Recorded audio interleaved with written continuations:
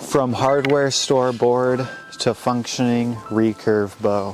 42 pounds at 28 inches. Let's check out how I did it.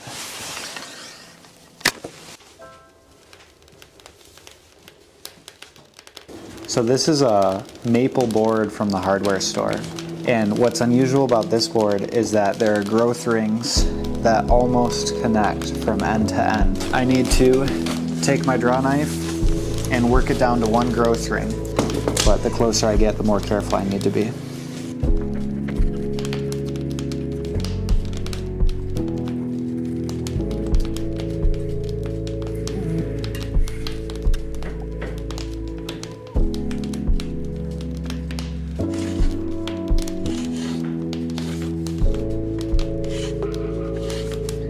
This board is now one solid growth ring on this side, and it's taken a little bit of a crown because it's following the circle that the tree was.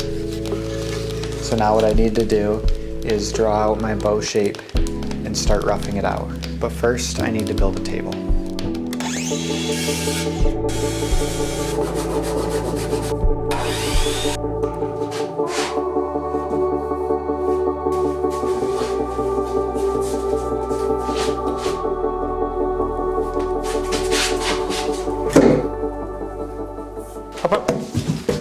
Yeah, nice sturdy new workbench for bow making. It's so sturdy that I can have a 90-pound dog jump up there without it even moving. So next I want to draw my bow design. I have never gone too wide on my limbs, so I'm going to make these ones 2.5 inches wide. I want to get a really aggressive recurve out of this bow, and I'm also going to make it longer than my normal bows. So I'm thinking about doing about a 66-inch recurve bow with 2.5 inch wide limbs. That should give me plenty of wiggle room, so I should be able to get a pretty powerful bow.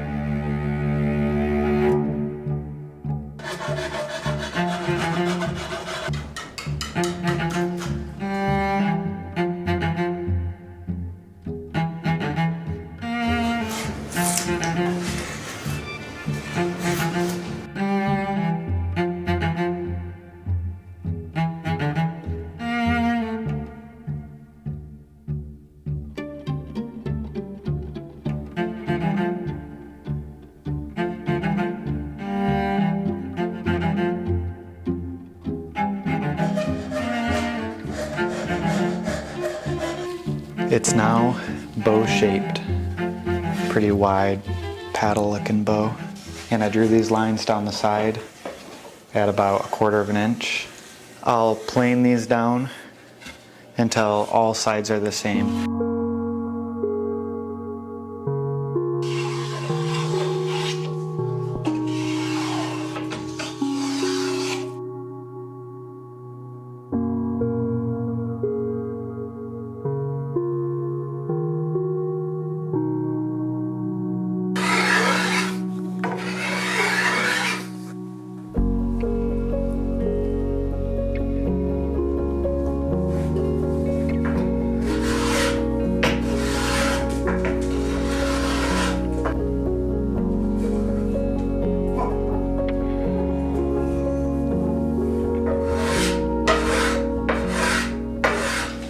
I'm experiencing a little bit of limb twist. When I start bending this, it wants to go towards the left side of the bow. And from what I read online, I need to remove the wood on the side that it's bending away from. So the way that it's bending is towards the weaker side. So I'm gonna do 100 scrapes on the strong side with my draw knife and then check to see if that fixes the problem.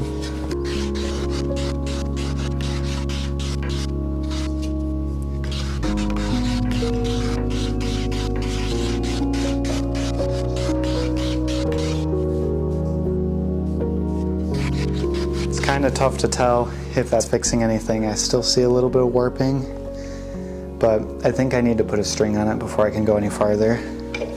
So I'm just gonna flip it around, get the other side bending to the same amount, and then I'm gonna stick it in a recurve form, because that was the whole goal with this bow, is to make a successful recurve. With the limbs being so wide, the twisting factor seems to be a real issue. That'll be something I'll have to figure out. Okay.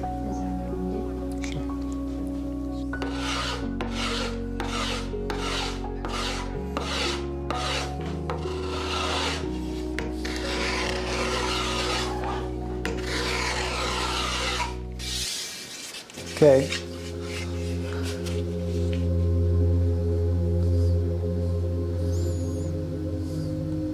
Bending pretty evenly. It's got a long way to go, but I want to put my recurves in it before I tiller it too far. So I'm boiling a giant pot of water. I'm gonna get it ripping, and then I'm gonna put this in for probably 15 minutes and then set it on a recurve form. Maybe. Yeah, just slowly.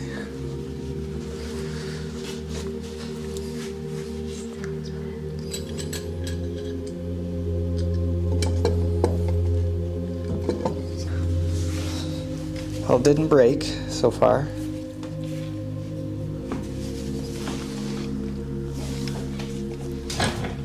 This is looking promising.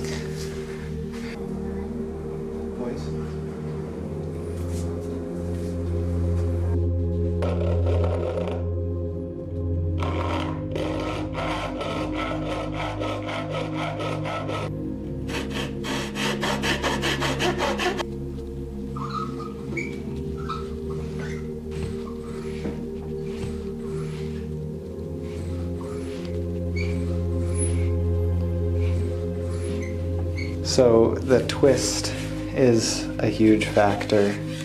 These big wide limbs, bent all twisted like.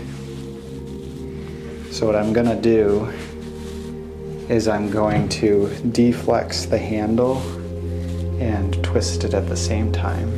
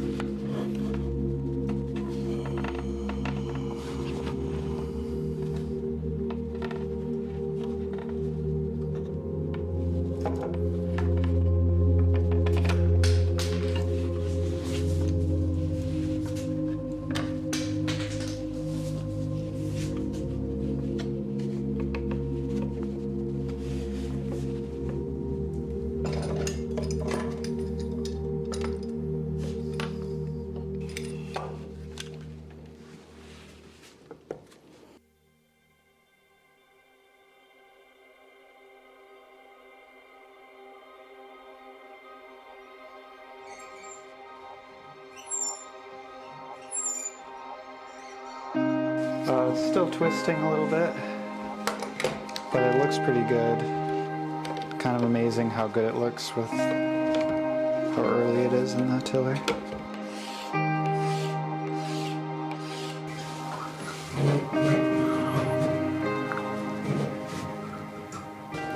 I just discovered another problem. The handle's not flat because when I chased the ring, it was way thicker on this side than this side. And so part of the problem that I'm seeing, where I see a little bit of twist in the limb, is because when I put the handle in the jig, it's not sitting horizontal. So I'm gonna get this side down before I twist anything and put it back on the tilling tree and see if that looks better.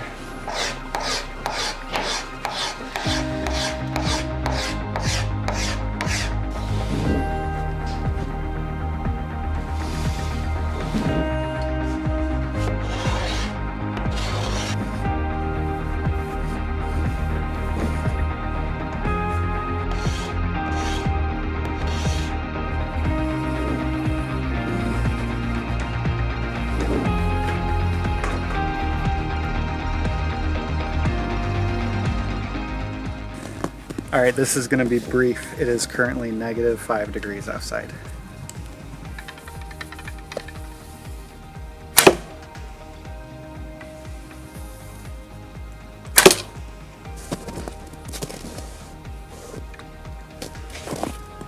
It's functional. So now that the bow is complete, I just want to pretty it up a little bit. I'm gonna wrap the handle in this seiner's twine. And I wanna put, instead of an arrow rest, I have this little piece of leather that I'm gonna wrap into the handle, and then you just drape it over your hand, and then the arrow slides across this leather. And that way you don't get that gross feeling of the fletchings coming over your hand. And then I might paint a little design on there, but first we'll do the handle.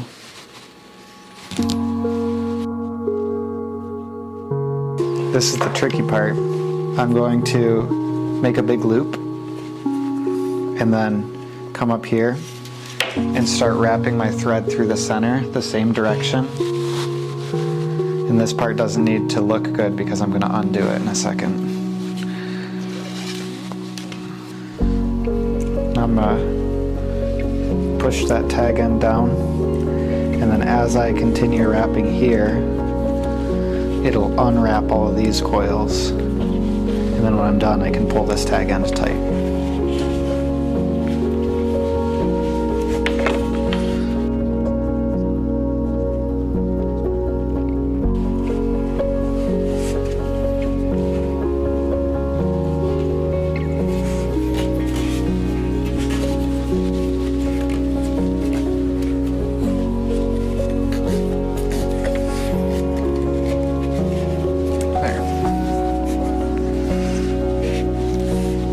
This.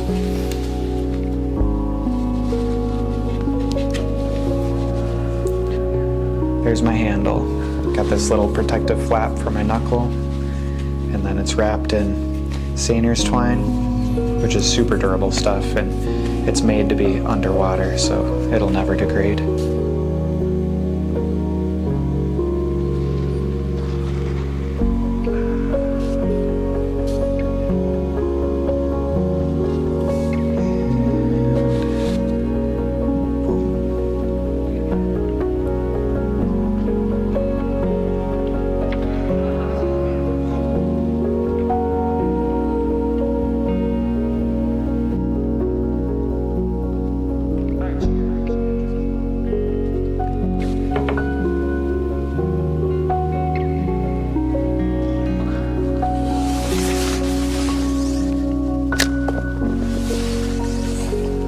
Overall, my review of the bow, it's alright. Not my favorite one I've ever made. On a scale of 3 to 7, 4 being the highest, it's a 5.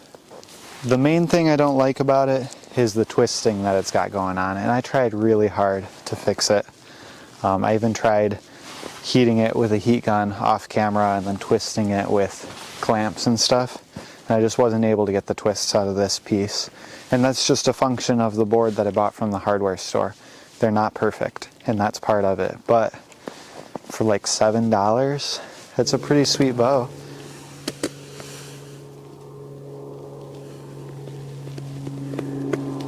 Thanks for watching. See you in the next one.